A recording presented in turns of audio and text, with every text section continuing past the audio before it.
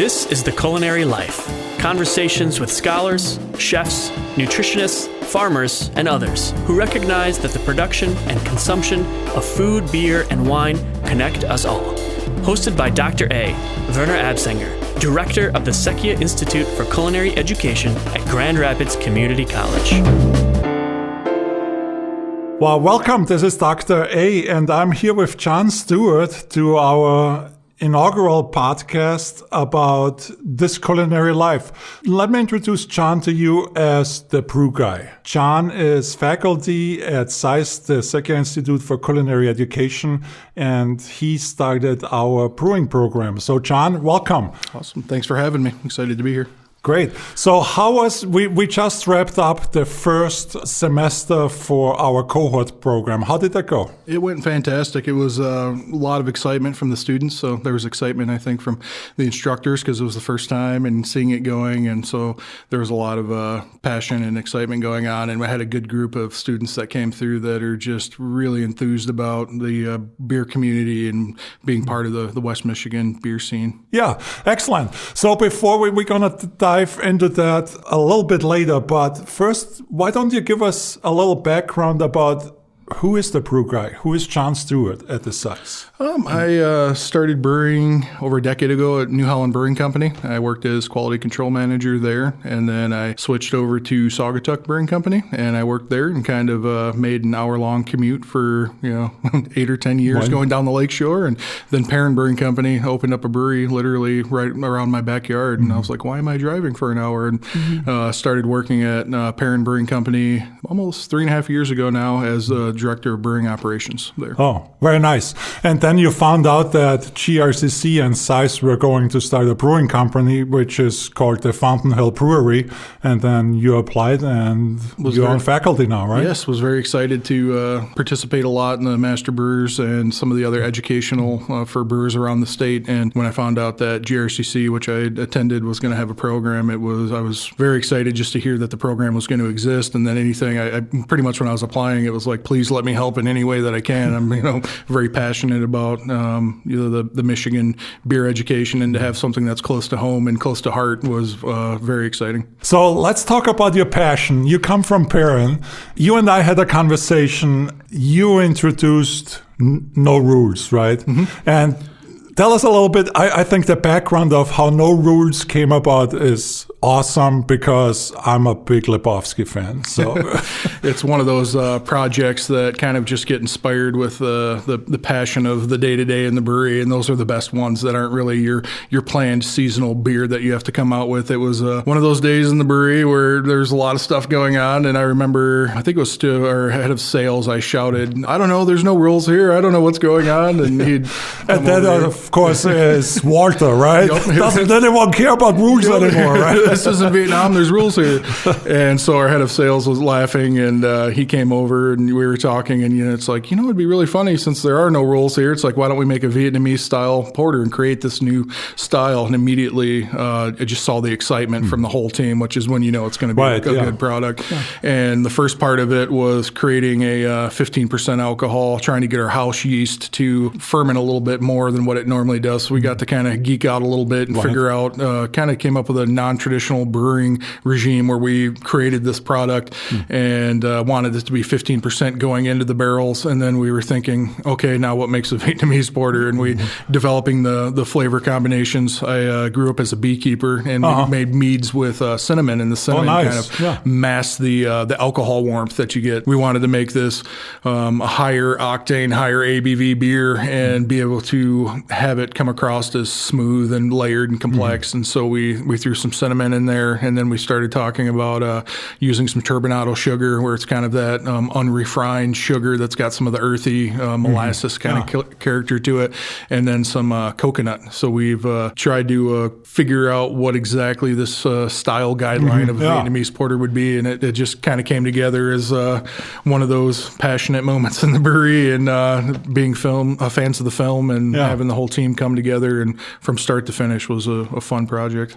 And that's awesome because, those are the stories we are trying to get across to our listeners because, when you see the beer or you see John or you see our brewing program, there's always cool stories like that behind the people working behind the scenes and crafting the beer, contributing to the community.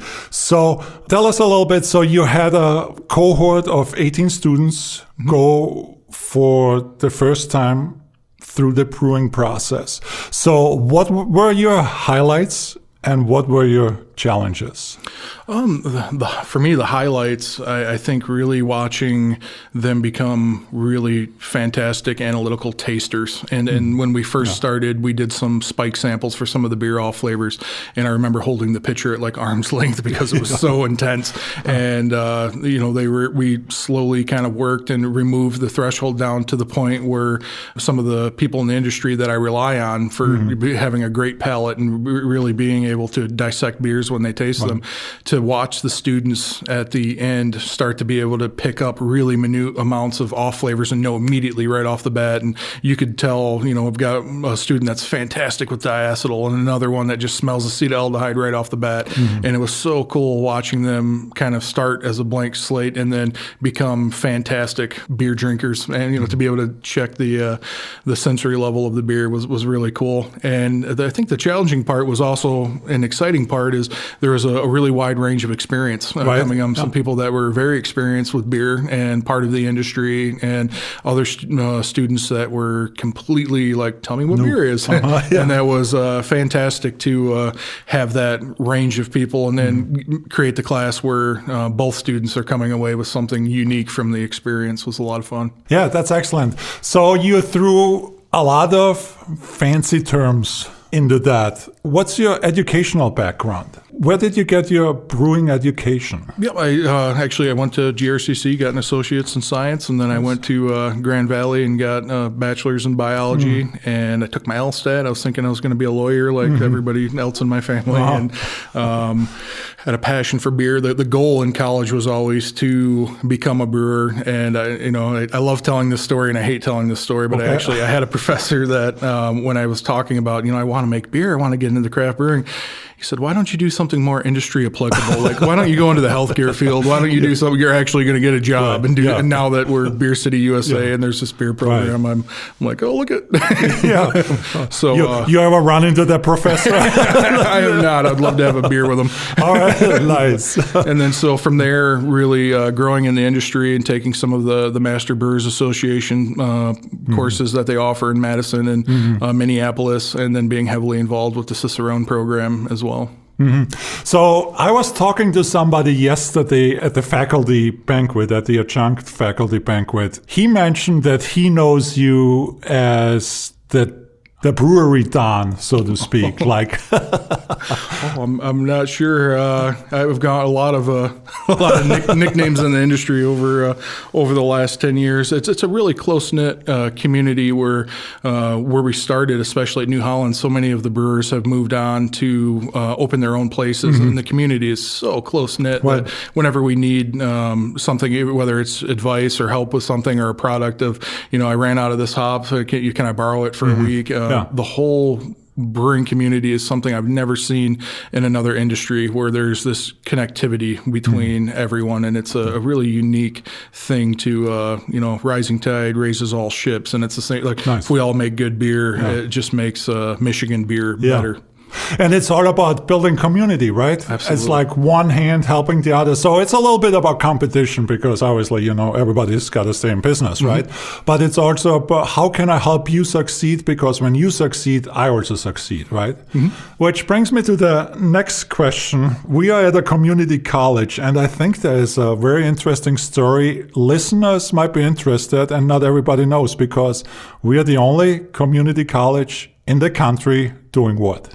We're able to both produce the beer and serve it in our brew pub as well. So usually when you're going through an educational program, sometimes you'll be able to go through the brewing process or the science or learn different aspects of it, but you don't get to see really the other half of it, which is the interaction with the customer and serving the beer and managing the draft systems. And it's really like the whole other side of the coin. And we're able to take the students through the very introduction to raw materials, making it through the different different beer styles, fermentation, packaging, and then actually interacting and serving with the customer, which is just an amazing part of the process, because especially students that are looking to open up their own places, they're going to be wearing multiple hats. As a brewer, you do so many different things, and in those locations, you're also pouring the beer and maintaining the draft system and having to clean the lines, and then also the one that is determining the beer glass that it's being served in, and talking with the customer and having that interaction. So we're really able to combine both of those in this program, which is something that's truly unique and that you don't normally see.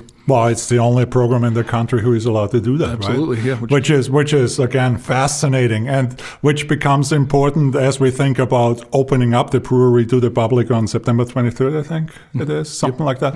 But we are getting a lot of other questions about, obviously we are a community college, a lot of high school kids come enroll. How do you go about, or what does the law say about a high school student in your program actually tasting the beer? Correct, because that's one of the sampling and being able to identify the styles and the off flavors is a very important part. So they're actually under 21 able to try the product and be able to do the quality analysis of it. And that's something we had at the college with the wine tasting program that was already there. So if they're over 18, they're able to come in, and that's where the college policy states that for 18-year-olds, for educational purposes, the law allows them to be able to sample and learn and be able to identify the different styles and off flavors. Oh, excellent. So, and you keep a close eye on that the sampling actually just stays at the sampling.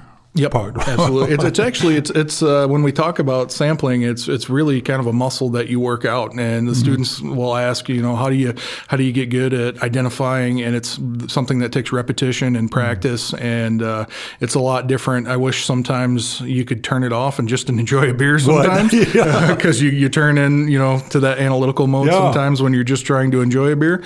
But really, and that was the exciting part of watching the students, knowing that there's a difference between doing sensory work and drinking a beer, and watching them be able to turn on that analytical part and really dissect a beer is really exciting. Excellent. So before we dive into what types of beers we're going to be having at Fountain Hill Brewery, let's talk about beer and food. So how do you feel about combining beer and food, like, people combine kind of like wine and food? Pretty opinionated, because I think beer is by far the best. Beer has some distinct advantages, I think, and this is something that I argue with some of the other faculty about that are strong in other areas. But I think it's such, beer and food were made to be together, and between the different flavor profiles that you can get with the hops and the malt, you can match the malt with different caramelized flavors in the cooking process. We can match the fruitiness of the citrus of the hops with different fruits when you're cooking. The yeast characteristic, where we're able to get certain fruity ester notes out of the yeast that match so well. And then we have the carbonation that helps kind of cleanse the mouth when you're trying some different types of foods. So between the carbonation, all the different ingredients, the yeast, I think it has a one-up on other beverages, because there's just such a wide diversity of different beer styles, and there's new ones constantly being created. We've got such a wide range of flavor profiles that we can pull from in beer that I just think it's the perfect partner for food.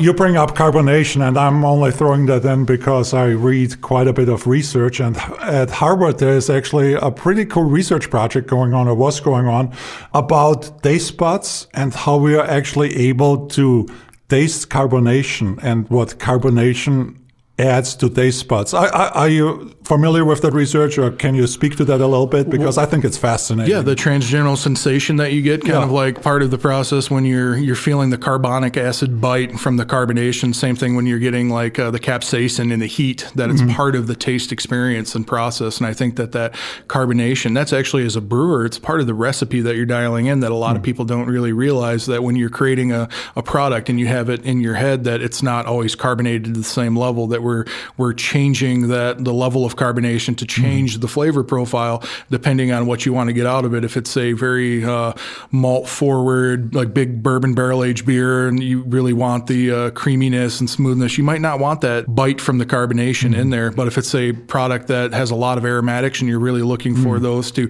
come out, you might raise the carbonation level and then try to get some of the esters and the hop profiles to come out of the product. So that's actually a really essential part of the recipe formulation. Nice. Excellent. And you're very aware of that then, and you're trying to really home in on carbonation and the rest of the flavors and polyphenols and things like that, right? Give us a couple of examples of, what beer goes really well with dessert, just general types of things. What beer generally goes very well with dessert? What beer goes really good with a steak? And what beer, for example, goes really well with a chicken?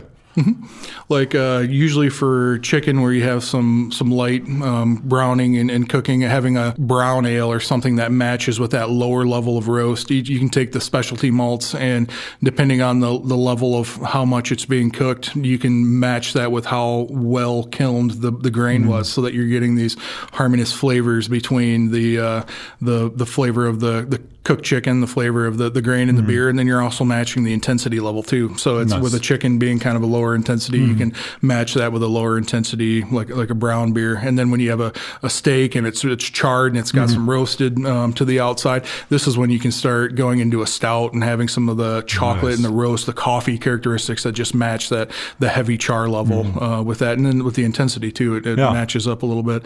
And then for desserts, there's like with the No Rules product we were talking about, it's almost like liquid creme brulee when you max them side by side. They're just amazing together. But I also like the pairings that kind of cleanse. Like one of the classic examples is when you have a red wine and it's got the tannins and it clears when you're eating the steak. It'll clear kind of the fat from the steak away from your mouth. You can do the same thing with beer. Like one of my favorite pairings is taking a really creamy cheesecake and having an acidic kind of a fruit sour beer, something that's got really good acidity, and it'll actually cleanse that creamy cheesecake out of your mouth, and it lets you enjoy each bite. Okay. And then it also emphasizes the acidity of the sour beer that you have. So when you have, just like you have usually garnish the cheesecake with raspberry, if you have like a framboise style raspberry sour beer, and it's got that really nice acidity to pair with the intensity of the cheesecake, and then the fruit characteristics, they're just matches made in heaven. So I have a question for you. I'm from Austria. We are probably per capita, we consume as much beer as anyone else on the planet, if not more. I have to say, I'm a bit of a purist when it comes to beer.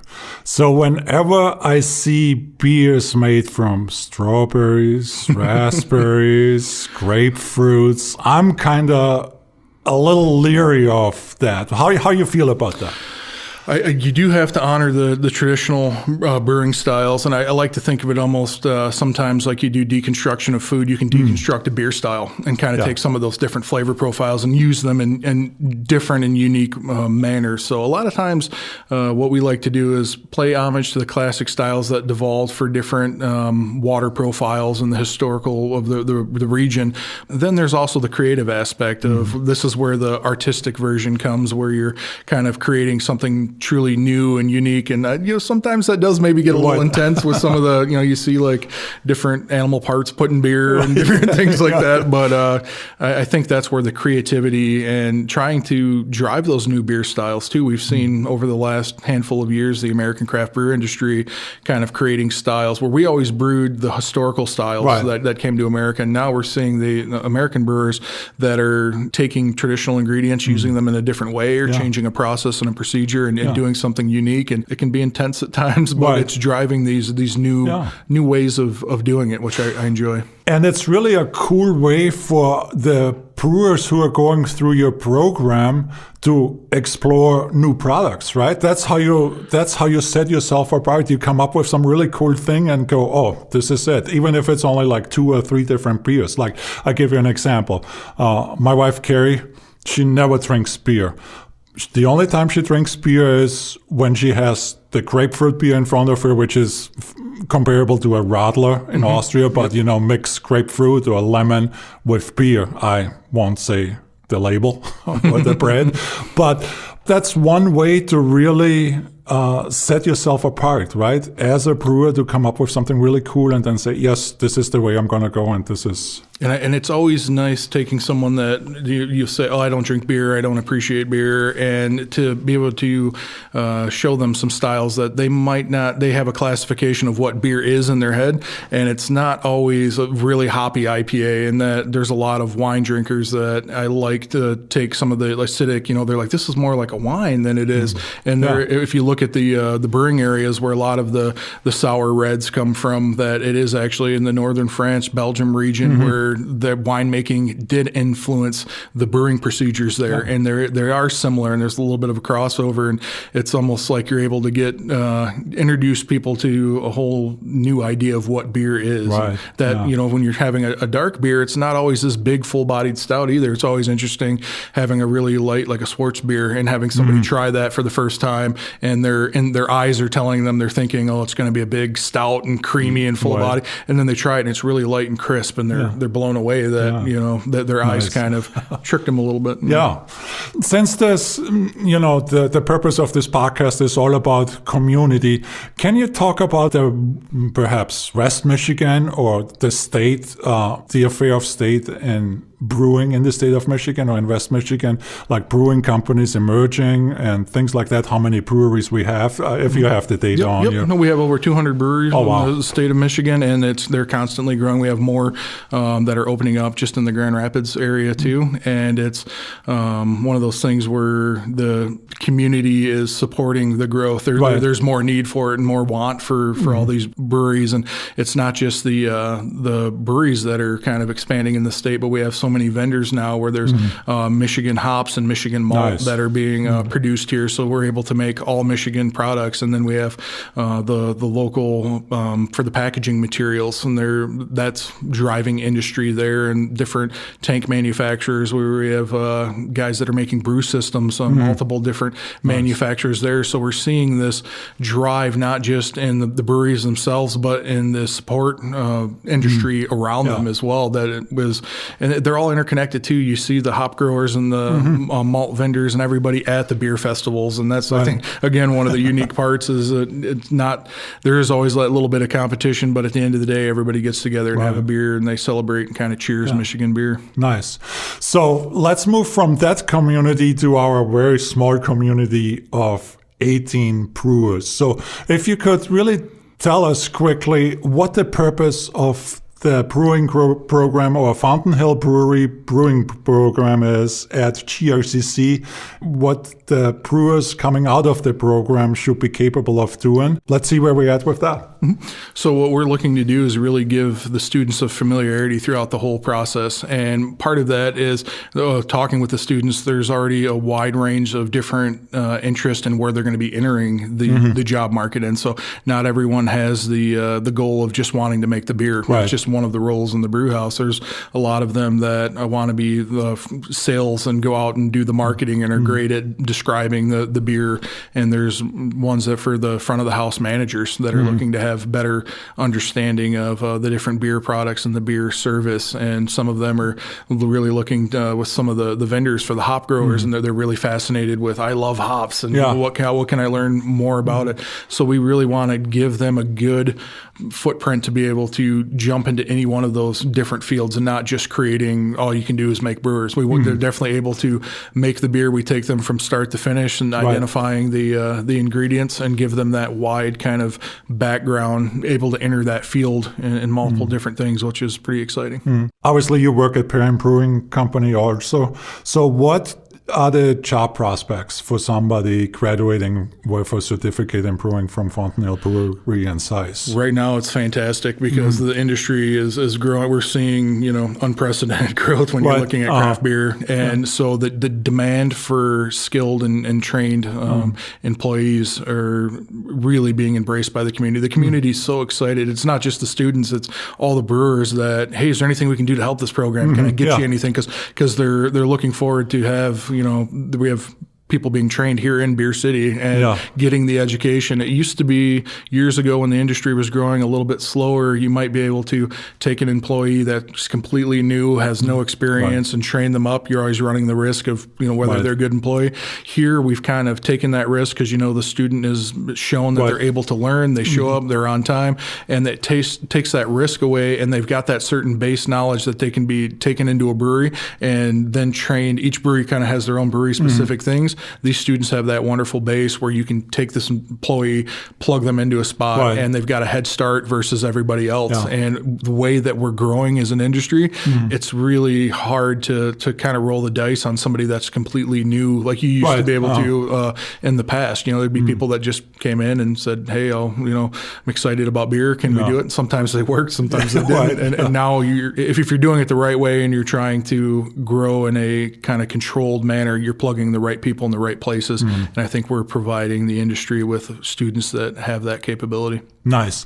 What can a student expect in terms of hourly wage, salary when they come out of the program and might enter the job market? Is there any numbers out there you can throw at us, or is it? And it's kind of specific on what's required from the students. Some of them, if it's entry level and just doing manual, it can be from $12 up to $17, $18, depending on, because the roles change. Some breweries have specific, you're packaging only, and this is what you do. And other ones, your role might be, we're going to require you to create recipes and formulate recipes and brew the beer. Right. And so depending on the what they want to get into and what specific position, there's kind of that little bit of a range that what they're comfortable taking on if they want to be formulating recipes and creating product, or if they just want to be able to learn a little bit about packaging or running a filter or something like that.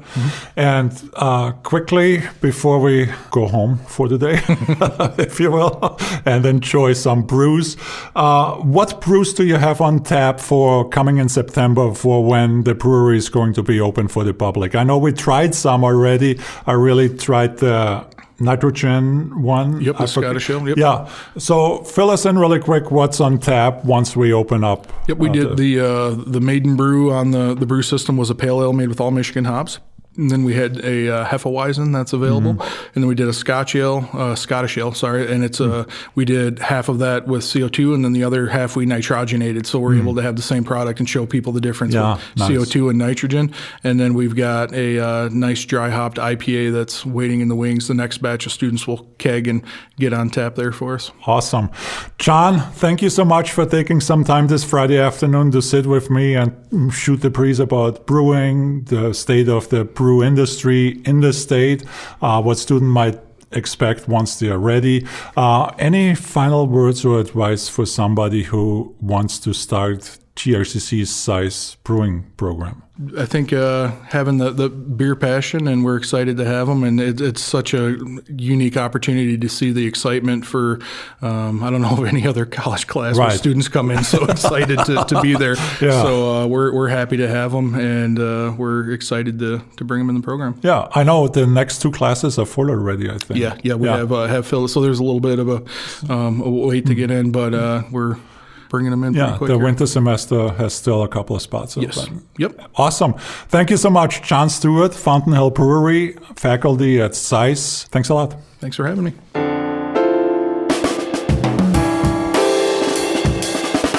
This has been The Culinary Life, hosted by Dr. A. Werner Absanger, Director of the Secchia Institute for Culinary Education at Grand Rapids Community College. Produced by GRCC Media Technologies. Get to know us better at grcc.edu/sice.